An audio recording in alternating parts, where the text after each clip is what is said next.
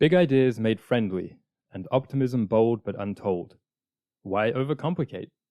Hey everyone, welcome back to Solacene. On this week's episode, we're talking about simple living in children's stories, which will be an umbrella topic for us to talk about anything we want surrounding children's literature, children's upbringing. It'll really be a parenting episode if you think about it. Well, yeah. I guess we're analyzing different children's stories, mostly books and television shows and movies, and trying to find the threads of degrowth almost, Solacene, simple living, either lifestyle or just the way the worlds are structured, and kind of analyzing that. We were inspired by a YouTube video which is called Frog and Toad, The Philosophy of Simple Living. We'll talk about Frog and Toad a little bit later, but because we both are kind of fans of that IP, that series, the YouTube video took our eye, we watched it, and I wouldn't say I agreed with everything, but it certainly was interesting to me and made us want to talk about it. Mm-hmm. Also, just a note on last week's episode, because this is the second week, which I would say is directly inspired by something, because last week was inspired by a book that I read quite a lot growing up for some reason called The Book of Awesome, which is the most millennial thing I think I've ever been into. And it, for those who don't know, it's like a compilation of blog posts, I'm pretty sure, by this guy, Neil something. And it was like, they were all numbered, and they were just what he would call awesome things that make life good. So it was like the crunching of leaves, which is very topical for today, or like the last slice of pizza. So that's, yeah, for those who listened to last week's episode, which was about little nice things in the Solacene, that's a little Easter egg as to where that came from. Mm-hmm. But today, it all came from Frog and Toad, their swamp. Frog, Toad, me, you. Yeah. I mean, I think anyone who's read Frog and Toad can relate to the characters. They're some of the most universal characters ever put to words, I think. I mean, the things that they talk about are always just so relatable. But as you said, we'll get into Frog and Toad later. But I wanted to start with a very brief history of children's stories, specifically children's literature for the most part, because that's up until like 20 years ago, most of what it was. But I realized when I was looking into it, people weren't literate until like a couple hundred years ago. So even saying children's stories were the norm, that's not even in book form. That wasn't the norm until like 1800 or so. Okay. But before then, obviously, it was a lot more oral. And in China, in about around 1000 AD, people started writing down children's stories. So those are the oldest children's books from China, and a lot of them are still used today in education systems there, which is interesting. But then in the West, which is what we're more familiar with, the stories that we've grown up with, and perhaps a high percentage of our listeners have grown up with, a lot of those weren't around until even like 1600 or so, even in the oral form, because there wasn't childhood psychology to know that kids' brains work differently than adults' brains, so they wouldn't think to like tell them stories adapted to their developmental phase. Okay. Yeah. Parenting was very different until quite recently. Yeah. Because of a multitude of reasons. That makes sense. Mm-hmm. Kids weren't sitting down to watch Franklin. No. They were getting sat down to read about the firmaments of hell. Right. And then they thought maybe we should try and tailor this a bit to kids. But then, in my opinion, I think it went a little bit too far with the way that things are tailored to kids. Okay. And then, yeah, another huge inspiration for this episode was to talk about my favorite stories that I think are good lessons for adults and kids alike. And they aren't like watered down to just say, oh, don't be bad. Like they really are real. Okay. So I'll just introduce what this video on YouTube called Frog and Toad, The Philosophy of Simple Living was kind of talking about.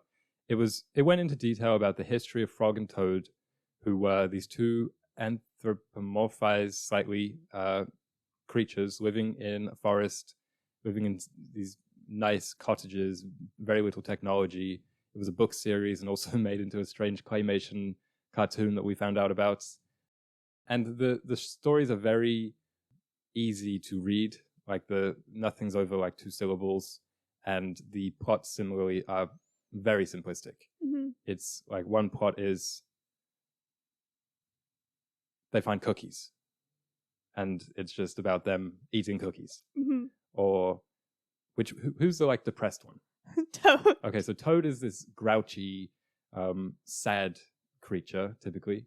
Frog is the more upbeat one. Can you do the Toad voice? I was thinking I could get the book and read a passage. Yeah, you That'd can be if fun. you want. Okay. Actually, I have a passage right here. Oh, okay, I'll read it. It's on the top of the page.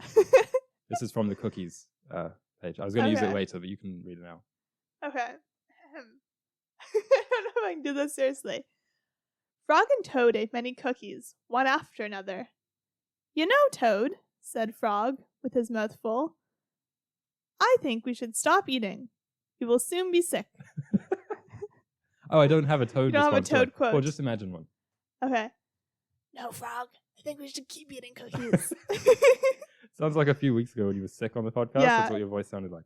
But in any case, so that's the Frog and Toad. So this video went into detail about the author, his upbringing, what he said about the books, and why she thought they were popular.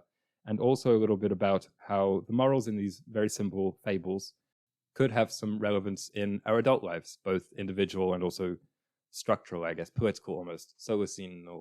Yeah. That's not the word that she uses. That's the word that I'm using.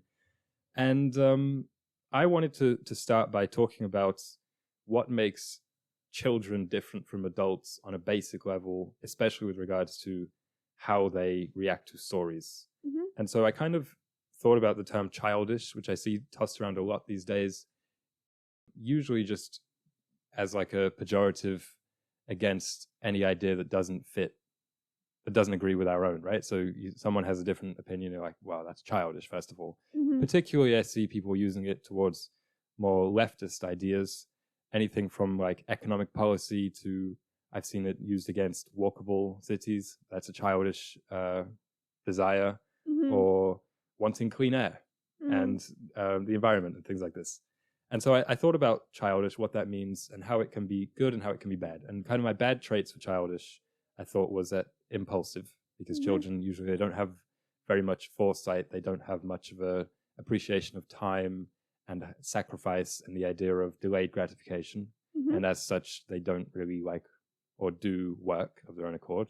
That's, I think, quite uncontroversial. And also, of course, there's the fact that children are, generally speaking, incompetent to take care of themselves. Mm-hmm. They can't cook or,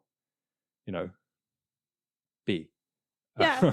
That kind of defines children. And then in terms of good traits, I thought, because childish, I often think can be a compliment, at least that's how I take it when people say it about me, is that children tend to not tolerate things that we grow to tolerate that I don't think we should have grown to tolerate. Mm-hmm. So for instance, really menial tasks at work, children would be like, no, I'm not doing that. You see it all the time in school. Why do I have to do this? This is silly. This is, whatever. But as adults, we tend so often just to become so used to it and so numb that it's like, yeah, that's work. Mm-hmm. But maybe it's not something that we should always be so comfortable with. And also I thought the fact that children are more naive, so they're less experienced in the ways of the world, how things work, tradition, just the grooves that we fall into that aren't necessarily optimal. So people use naive often as an insult or a criticism, but I think it can be a good thing. And it can mean that children are much less willing to compromise than adults are. Mm-hmm. I think I said in a previous episode that adults, or maybe in one of the zines, that we're so kind of used to compromise that we actually sometimes strive for it, where it would be better to stick to our guns a little bit more. Mm-hmm. And so I think that's relevant for a multitude of reasons in storytelling, but the idea that children's stories are told with such a purity of vision, it's such a complete thing. Like Frog and Toad, for instance, they're just in this isolated forest, which we never even see a wide shot of the forest in the drawings. We just see them there. You don't see them in context of the wider world or anything else. And the video, she mentioned that I don't think there's any telephones, so there's no outside world calling in. Mm-hmm. So yeah, these things are connected in some way. What do you think? Yeah, I think childlike versus childish is an important distinction, just conceptually, because I think we should all be more childlike, and that is to say, when approached with a problem, just kind of, as you said, go with your gut and don't be practical about it. Because I think if we were a bit less practical, it'd be like, oh, you can just solve climate change by sucking the carbon out of the air, would be what a kid would say. The but idealism. Like, yeah, but it's like, if we actually just think about it and use kind of those mythical, like fairy tale like ideas, and then try and use our adult knowledge to like achieve them, I think that's a really effective way to go when it comes to problem solving and building nice things. Certainly more fun. Yeah, more fun, for sure.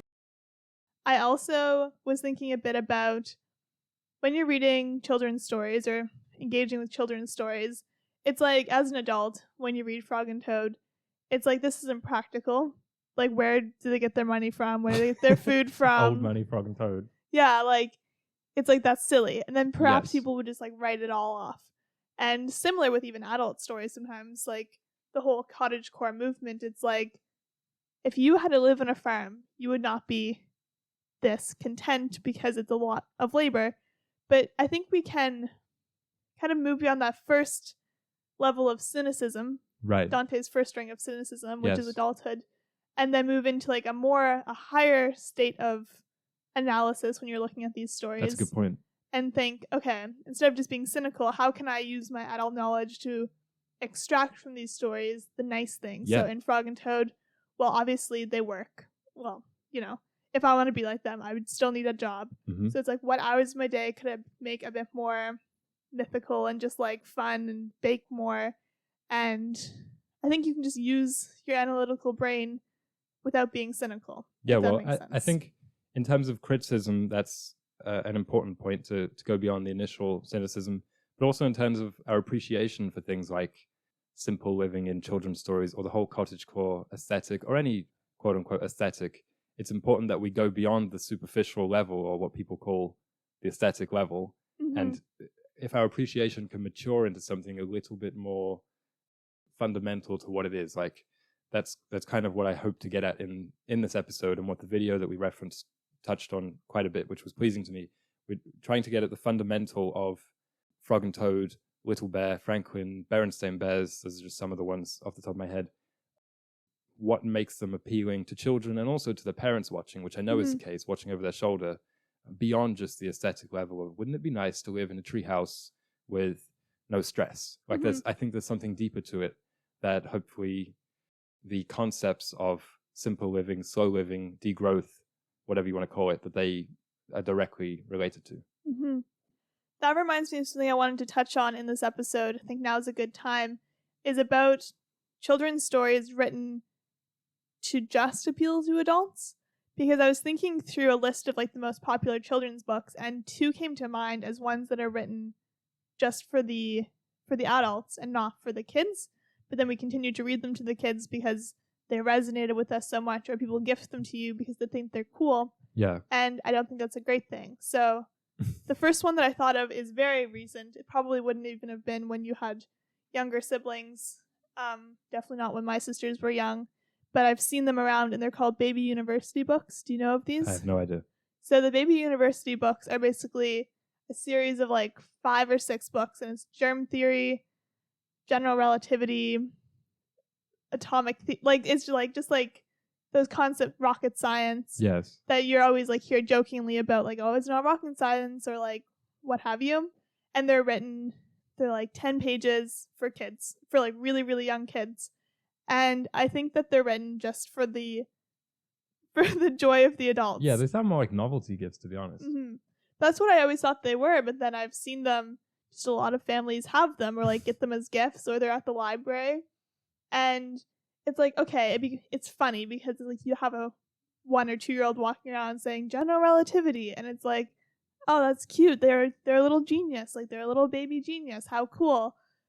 I definitely have always thought that we should introduce concepts like the ones in these books at a younger age, but I think they should be introduced a little bit later, in a point where the kids have a tiny bit of context for like what they're about. Okay. Like an idea of what is science, and then you can introduce the periodic table, because I remember when we started learning that in middle school or high school, I was like, why didn't we just learn this when we were learning our colors? If these are the building blocks, why not? Yeah. So I do think that we should treat kids as competent even when it comes to such huge topics. but not babies as competent to such huge topics. And the other story that I wanted to talk about was The Giving Tree. You know of The Giving Tree? Yes. So I've read this quite a bit recently. And I was thinking, and I was like, this is just a book about abuse. If you think about it, because it's like, oh, well, the tree is so giving and the child is like, it's like what motherhood is or parenthood is. And I was like, okay, it is what it feels like as a mother, is like giving and giving and giving, but then with no like thanks. But if you're reading this book to a child, you're basically teaching them that this is how you should be. Because we read it to kids from a very young age, The Giving Tree specifically, probably like 1 till 5, you read it to them, and then they start reading on their own. And it's like from 1 till 6, that's when their morals are basically built. Like they can change as they get older, but like anything you read to them at that point is very formative. And I think we need to be a bit intentional about introducing the anti-heroes or the spooky things at such a young age, because they kind of can't tell real from fake. And it's like, yeah, you could read The Giving Tree and say, oh wow, this kid was exploiting the tree, like it wasn't kind of him, but it might be confusing. Well, maybe not real from fake, but they can't tell descriptive from prescriptive is what you're saying. So it's fine for the parents because they can read it and cry and be like, oh, that's what happens, because it's describing. But a kid reading it, you're saying, might subconsciously think, this is what I should do to trees, plants, and fathers and mothers and older siblings. Yeah. Well, another story that I think does that circle of life thing and equally is purported to appeal both to children and parents is Bambi, which I watched semi-recently, the Disney film. And that one, I think, is maybe, it still does the anthropomorphized animals living in a forest, but it's not so isolated, which is really interesting. On a side note, I liked how in the video that we watched, she mentioned that the reason it's so common in these stories for them to just use vague anthropomorphized animals or creatures that don't have to have a specific age like humans do, is because they can live in this, they can exist in this strange personality stasis between and life state between childhood and adulthood. So like SpongeBob and Patrick, for instance, I've been really interested in their age when I was younger, because it was like, well, SpongeBob's driving, but he acts like a child, but he has a job. So it's kind of like this flattening of what children think adulthood is, which is, I'll have the freedom that I can go do whatever I want. And what I want will be to hunt jellyfish in the fields. And blow bubbles and candy. Yeah. Yeah, that's really funny. I was also thinking about that, flattening of the age thing. And you may notice in every kid's story, the characters don't have parents. Yeah. And it's not to say they don't have parents, but it's like they're not on screen or in the story. Yep. And I think that's really like the reason that is 80% of kids' stories is because kids just want more autonomy than we tend to give them nowadays. Yep. And I think this is a new phenomenon because, as I was saying, like 400 years ago, kids were just treated like adults. They worked. Yeah. But then it was like, okay, now we treat them a bit we baby them too much, to be honest. Yeah, and it's like, you want to not be an absent caretaker, but you also, they need a bit more autonomy and they crave autonomy because then when they're thrown off into school or like have their first opportunity to be alone, they're like, what do I do? Yeah. I've wanted this for a while, but then it's, like, for some people, this is at age 18 when you move out. But yeah, I thought that was kind of funny because it's like, you never really, well, until the later episodes, see SpongeBob and Patrick's parents or Frog and Toad don't have parents or anyone telling them what to do. And I just think it's really funny. Well, that's why I think adults, counting ourselves in that for whatever reason, are too childish in many ways. Not childlike in nice ways, but childish, as you would make the distinction. And I took that note. I was thinking, what can we learn from kids about the stories that they like? And the first one, yes, was that they just crave autonomy. Even the video that we watched, it mentioned a quote from the guy who wrote Frog and Toad, and he said that for most children, life is kind of like a prison. And I was thinking, especially so in our childhoods or in a lot of people who don't live in the middle of cities, physically, you are constrained. You can't get around, you can't see your friends. And that's why in so many of these stories, everything's walkable, be it in a forest, be it on a campus, be it in Bikini Bottom, where they live literally 3 beside each other. Mm-hmm. And spatially, it's a little bit confusing because, yes, SpongeBob is going for his driver's license and there are boats all over the place, but also he walks to work, so it can't be that far away. And I think that is like a giant part of the appeal for kids. Yeah. No cars, no public transit even. It's just you can walk to your friends, walk to school. But even if there is transit, they can take it by themselves. Mm-hmm. That's part of the amazing thing of it. Like I always remember moving up a little bit in age from the Frog and Toad stuff, going to say middle school, high school TV shows where the kids who are like anywhere from, I don't know, 11 to 16 are just always hanging out after school at the smoothie shop. And it's like, but how did they get there? Because it never shows them being driven or being driven back. And I think that was always like, that's the ideal for so many kids watching it. Yeah. Is to have friends that they can easily go see often. I saw this post on Reddit, which I thought was rather depressing. And it was someone saying like, one of my goals if I get like really rich, if I become a millionaire or something, or a billionaire, is to build a neighborhood where everybody like has parties and goes around to each other's houses and shares food and helps each other and things like this. And I was like, that just used to be called a neighborhood or a community. And that's something that I think is the second thing that we can see from this that children crave, that I think adults do too, but they don't really notice, is community. So there's autonomy and there's also community that I think they are just desperate for because so many kids are so isolated. Yeah. And we're in these fake communities online. Yeah, it's just this weird, like, we're not autonomous as adults, but we also are not in community. It's like this strange, like, we just rely, I suppose, on the internet to answer all our questions and also to fill all of our psychological needs of community. And it's like, if all of a sudden you were without internet access, you wouldn't have recipes, you wouldn't know how to fix your bike, you wouldn't know how to change a light bulb, but you also just like wouldn't have anyone to ask. Exactly. So it's like such a strange, I feel like I'm suspended in jello as a human. It's just like complete isolation, but just complete connectedness.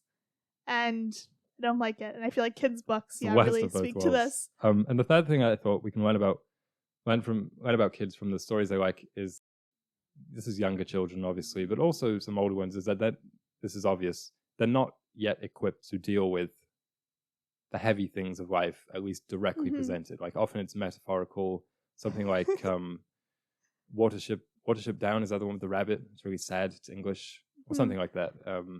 Bambi also, obviously that has some sadness too, but for the most part, they're not ready to deal with like the types of things that are presented directly in almost all adult stories.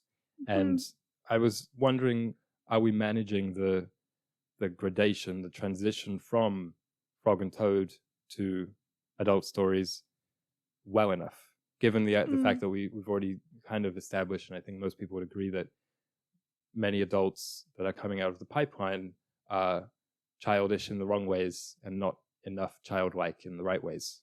And I was thinking about how our stories might have impacted that and how they can be better. Yeah, I was thinking a bit about this, and I think, okay, let's say age 0 to 10. Right now, kids would just read anything kind of Frog and Toad and below in terms of like reading level and obviously content level as well. Because you start reading Frog and Toad to babies when they're young, and then you read it until they're 10, and then they move on to novellas and like chapter books kind of thing. But I think in that time period, you can start introducing Shakespeare, start introducing ancient fables from like all over the world, and introducing plays and movies that are of a bit more adult content, but presenting it to them in a, okay, here's this story, let's discuss the content of it, because in a lot of adult things are a lot more murky. It's like I wouldn't trust an 8-year-old alone with Shakespeare, because there's racism and there's murder and there's like mental health crises in these stories. But I think you could literally just read it to them and have discussions and use those kind of, like guided readings with kids. or just like, introducing them, even Harry Potter a bit earlier, and stories with a bit more moral weight to them. And not moral weight, real life weight, just like things introducing ideas of death and a little bit struggle. Like, what I wrote in the poem at the start is that they're friendly, which I meant like they're smiley, they're usually happy, but they're not always shallow as kids' stories. But we mean gradually removing some of the friendliness, is what he's saying. Yeah, but keeping it in, because I feel like right now how it goes is up until 10 you're reading Dr. Seuss, just like fun, rhymey stories. And then at age of 10, you're unleashed into the full public library. You're out of the kids section. And then you're just like obsessed with the dark and gory stories. And there's no transition or balance because you just want, because those things are kind of like addicting, those like darker stories. Yeah, that's taboo. Yeah, taboo, that's the word for it. But I think if we manage the transition with giving them tastes of the taboo or what's taboo to kids at a young age, and then they would also see the value of just fun, nice stories, poetry. But right now it's just like one or the other.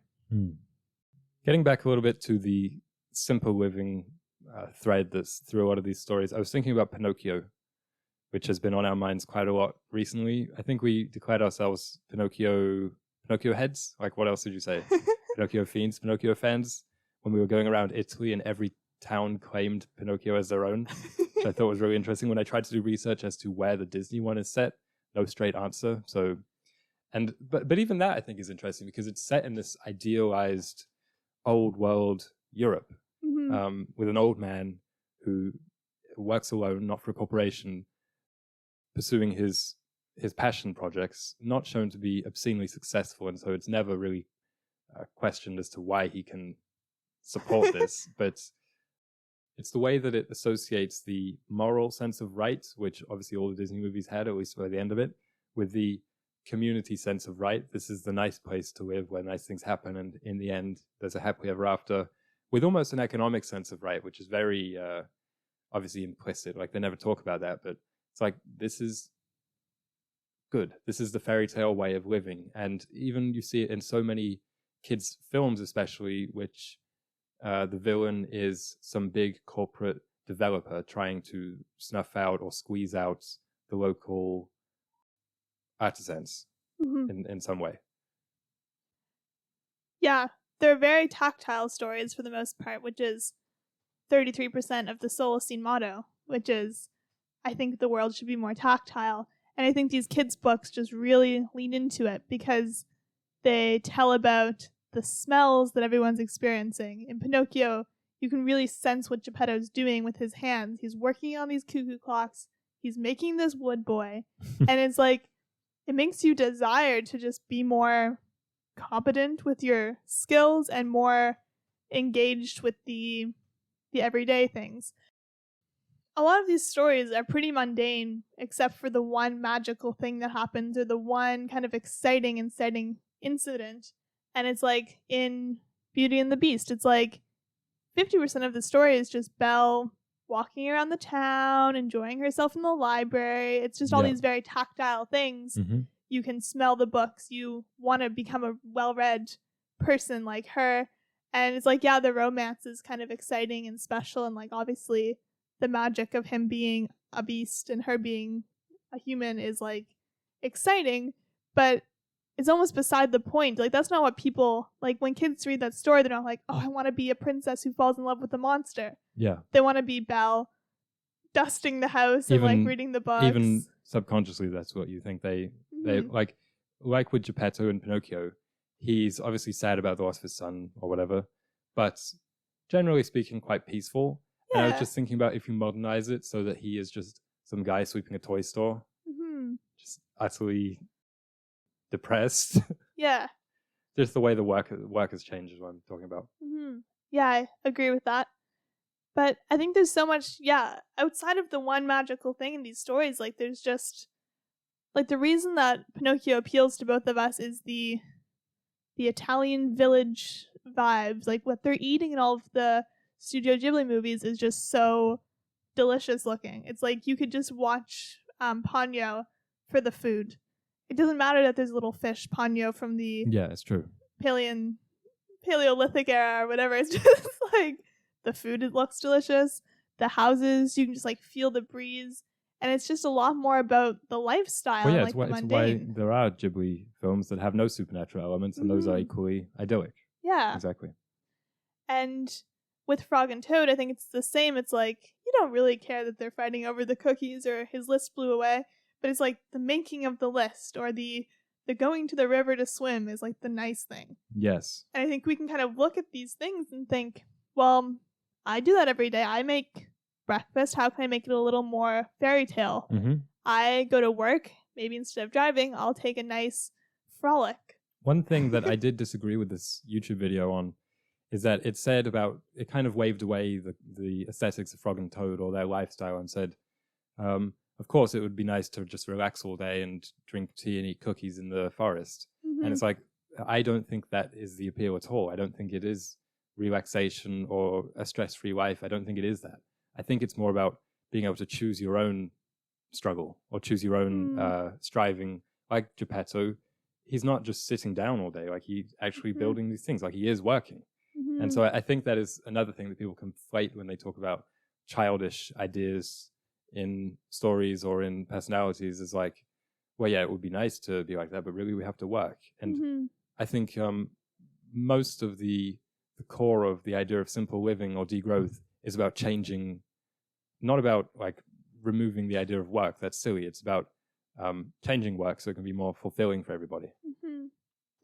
Yeah, that's a really important thing to try and remember in our daily lives. Yeah, just on the topic of Pinocchio and some other Halloween movies that we've been watching recently, I want to talk about this term Kindertrauma, which I learned recently, which basically refers to the things in stories and media that scared you as a kid. And there's this idea that to some extent I think they're necessary. There's obviously like stories of like an 8-year-old kid being shown some completely inappropriate film about spiders when he already has a big spider and phobia. I don't know, a spider falls in him and he screeches for hours. But Kindertrauma, did you have any of that? No. There's nothing. See, that's why you are the way you are, though. So soft, weak. Because, yeah, I think about that quite often. I mean, I didn't watch anything scary until I was probably... But it doesn't have to be scary. I was thinking, like, Pinocchio, that has Kindertrauma for a lot of people because That's true. Pleasure Island, which is where he goes after he follows temptation, one of the morals of Pinocchio is basically stay on the path, avoid temptation, and this is what happens when you don't. This is what happens when you make the wrong thing. And so I think sometimes that can be a big benefit to actually showing in media what goes wrong rather than always just alluding to it as these shadowy figures. Like we see what happens to Pinocchio when he lies and disobeys his father's wishes. He turns into a donkey. His nose grows. Honestly, Pinocchio is probably the most traumatic thing. And when I think about it, it probably was quite formative. Because I was telling you about it, I was like, no, it was terrifying. Like that scene, you were like, no, that's just the normal Pinocchio. Because I thought it was some different version that I had watched. Yeah, you said to me, well, I must have watched some twisted version of Pinocchio because this scene was awful for me. And I was like, that's just the Disney one. A lot of people were scared by it. Also I think it's Dumbo. There's a scene that terrified a lot of people in that one. A lot of old Disney movies. They'll never do that these days. Yeah. But it's doing it intentionally, doing it with morals that aren't like bias, I would say. Don't be like, oh, you shouldn't work too hard or something that's kind of like contentious among like parents. But I guess the thing is, well, that's because they were fairy tales, so they were hundreds of years old, so they were all correct. They're all tested. Yeah. Focus group. Yeah, through time. Slow living. What do you think that is? Slow living. I think it is mindfulness, engaging all of your senses in as many activities as you can. Yeah. And to do that, you need to have your surroundings be not dangerous to engage with all your senses. Slow living is just how kids are naturally. Yeah. They're not jetting off all over the world. They're not like rushed to do anything. They're gonna, if you have an hour to get to school, it's gonna take them 2 hours because it's gonna stop in all the puddles and smell all the flowers. Naturally, meaning without phones. Yeah. But because kids don't have that thing that adults do, like, wow, that year went quick. I don't have that, but most grown-ups do, I think. I think a big part of how this relates to stories is that in kids' stories, there's just never time. It's never like, okay, at 6:00, they got out of bed and they went out into the forest. They had to be home Yep. by 2 for lunch. And if they weren't home by 2, they were going to be in trouble. Like, there's none of that. It's just like the story could take place in 10 minutes or it could be like days. Yeah, well, there's the cartoon characters, they always have just a wardrobe full of the same clothes, right? It's the same thing every day. Yeah. So for kids, it's just like, that's Bart. It's not like, Bart always looks the same. Yeah. Although he doesn't. I don't like the way he looks now, but like his design anyway. Yeah. Just another note I had, which is that adults have a kind of snobbery, I've noticed, towards simple morality stories. And one example, I think, is Lord of the Rings. I've seen recently online people being like, well, that's rather childish because it's such a unnatural or unrealistic, simplified good versus evil story. But I think simple doesn't mean bad, as I kind of tried to say with the opening poem. And there's often a specific profundity to the simplicity of these stories, a certain degrowth sentiment to a lot of the worlds also. And it's just this notion that any moral which is simple, adults think, I don't need to learn that because I've had that as a kid. But I often think, but we don't actually act with that. Like you might have heard it, but we don't actually know it.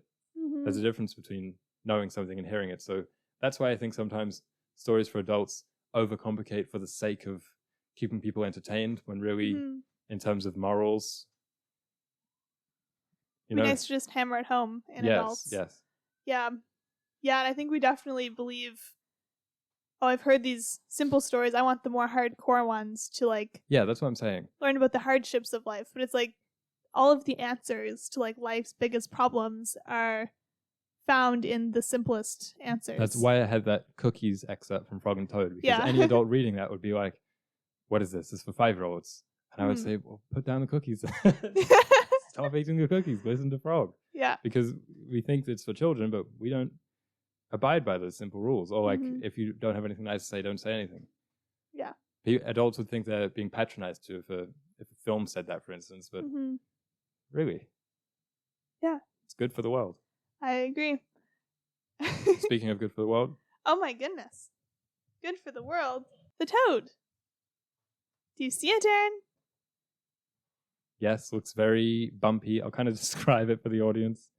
It's looking kind of mischievous and toad-like, staring away from us. A lot of ridges, looks kind of sickly on the back, and 4 legs. Yep. Big eye. I didn't color because I didn't have colored pencils, but they're usually brown, olive green. Well, this is in the true kind of minimalist kids literature illustration style. It's true. So why do you think the illustrations are always so kind of hazy like that and not filled in? I think because that's actually a good question.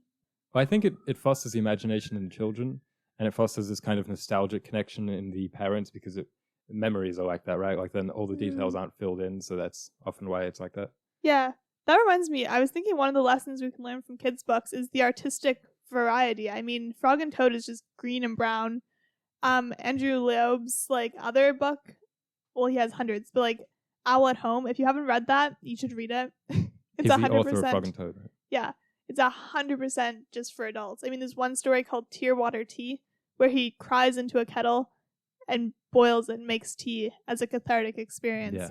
So apparently it was inspired by the last story in the Frog and Toad series alone. It was just all about being alone. And those are all brown. There's not even green in it. But then it's like, well, if you tried to present that to kids today, it'd be like if you're presenting the concept of the library to society, it'd be like, they're not going to like that. But then you think about The Very Hungry Caterpillar, which is all collage. You think about the super like primary colors of Goodnight Moon, or the like digital news stories that you can sometimes buy, and the variety and like the success of them all. I think we can learn a lot from that, in that whatever your skill is, if you have a passion for something, you can put your skill to use to make the passion, like to combine skills and passion. I feel like that's what a lot of children's book authors are. They're passionate about storytelling. Maybe they're not that good at art, or they're really good at art and they're like, well, I want to put it into use somehow. Anyway, toads. The American toad is a common species of toad found throughout Canada and eastern United States. There's 3 subspecies: the eastern American toad, the dwarf American toad, and the rare Hudson Bay toad. They become land-based after metamorphosis, so they don't really go in the water unless they're trying to escape a predator. Mm-hmm. And they're large, squat toads with brown, red, or olive skin and dark blotches with several warts. Some are more warty than others. Have you ever held a toad? I have. They have poison in them. To poison predators. They can make you itchy. They're not like poisonous to humans. That's what happened to you? It made you itchy? Yeah. You held it in the wild? Yeah. Wow.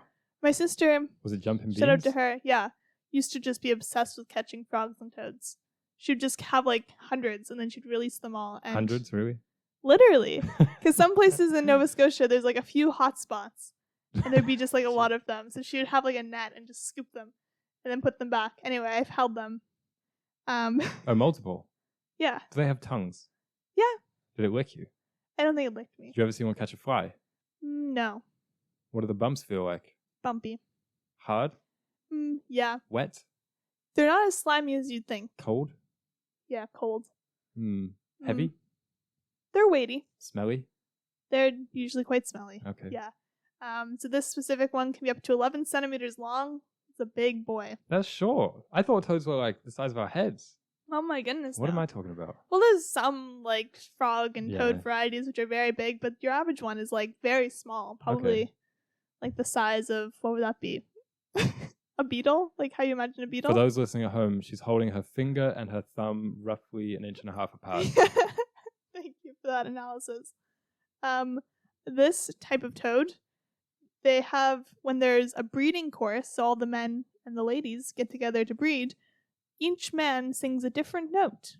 Really? In harmony with one another, so that the female toads don't get inbred, because they recognize certain notes on like the scale as like their families, and then they don't go towards those gentlemen. Did you mention that because in the solar scene that's what humans will do? They'll sing a mating chorus. Yeah. A breeding chorus, sorry. I just thought it was funny. And also the way that they describe their mating call is it starts with one quick note. You went a lot into this, didn't you? You went deep into this. Yeah. To alert the ladies that they're about to sing. So it'll be like, huh? And then they're like, oh, they're going to sing. And then they ring out a different note for 30 seconds. So it's like the warning shot and then the 30 Is that what note. that sound is? Yeah. Really? That's toads? I'm pretty sure. I thought it was insects. It's probably... You don't really know. I think it's the toads. Okay. Because people always say it's the... Well, I figured around these hot spots you would have noticed. Yeah, they say it's the... What's that type of toad or frog? It's like the chirper's season or something. And it's a type of frog. Anyway. They're not endangered because they're habitat general. Yeah. So they just like kind of damp places. And it's like they'll always find a damp place, be it wherever. So their habitats are... like their natural habitats are being devastated, but they just kind of move around. They're very chill. Yeah. Yeah. So toads, thanks for coming on the episode. Thanks for closing the episode, I think. Yeah. I had one final thought. Because I read that books and stories are practice for facing life. And I talked about this a bit in the storytelling series.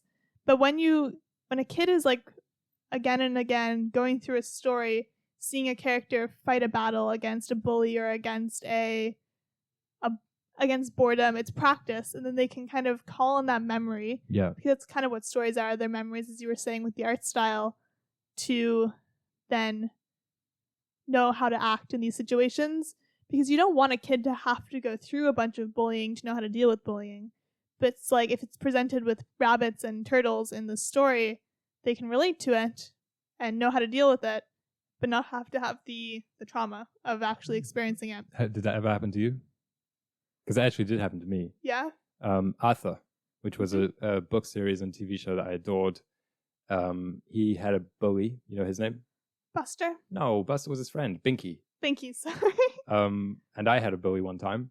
And so I was like, I watched the episode that Arthur not confronted Binky, but one of the ones in which they kind of butted heads. Mm-hmm. And you knew. Well, I knew, but I wasn't brave enough to confront him.